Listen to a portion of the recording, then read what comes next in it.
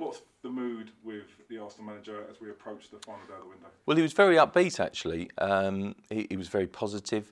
I mean, for him to say that he's 80% certain that Arsenal will make a signing, I think most people can read that as 100% certain, really. I'm sure that he wouldn't give that much away unless he really felt that a signing was in the bag already. Reports out of Russia saying that it's going to be Kim Kallstrom, the Swedish midfield veteran. Actually, just spoken to a Swedish journalist about it. To say that the surprise in Sweden would perhaps be a bit of an understatement. I think he's had a difficult couple of years and hasn't played that much, but I think needs must. I think suddenly Arsenal have looked for the midfield area rather than a striker. I do still think they're in the market for a lone striker if they could do one very quickly. But I think that obviously Kallstrom is now their priority because of Ramsey out for 6 weeks, Flamini banned. Jack Wilshere will miss the game on Sunday. How's his fitness? I think we're waiting on these questions. So I think that's where Arsenal suddenly made this surprise move in the last day or so. And it really is a surprise from left field. Looking at it, I think Arsenal were linked with him way back in 2009, but he's a sort of veteran status now. He's sort of supposed to be a wonder kid in his time, and I think he's had a decent career, but I think most Arsenal fans would be very surprised at this one. You've been reporting for the Mirror for quite a while about Julian Draxler, but Arsenal this morning kind of hinting that the deal's not going to happen. Yeah, I don't think it will happen in this window now. I don't think they were particularly close on the transfer fee. I think that Schalke would have taken an offer, but Arsenal just didn't want to pay the money that they were talking about. I do think it's something they will revisit in the summer.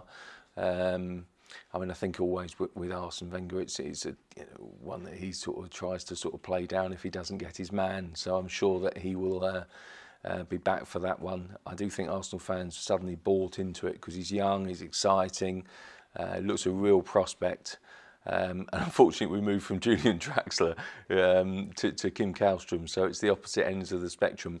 But I do think they're looking at to fill a very specific gap and plug a bit of a hole in the squad at the moment. Could Kallstrom be a smokescreen? Could there be someone that we don't know about, or do you think it will be the Swedish player?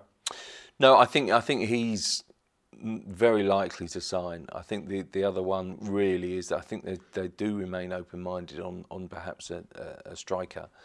But I think at this stage you're really battling against the clock as much as anything else.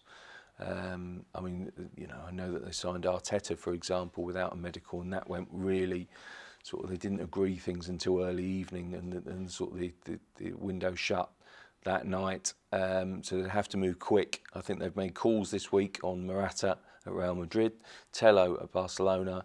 They've also been linked with Miroslav Klose, who might be available at Lazio. But I do think those could suddenly be turned around. So it'd be interesting to see where this brings. But if I was a betting man, I'd say they'd probably only end up doing one deal.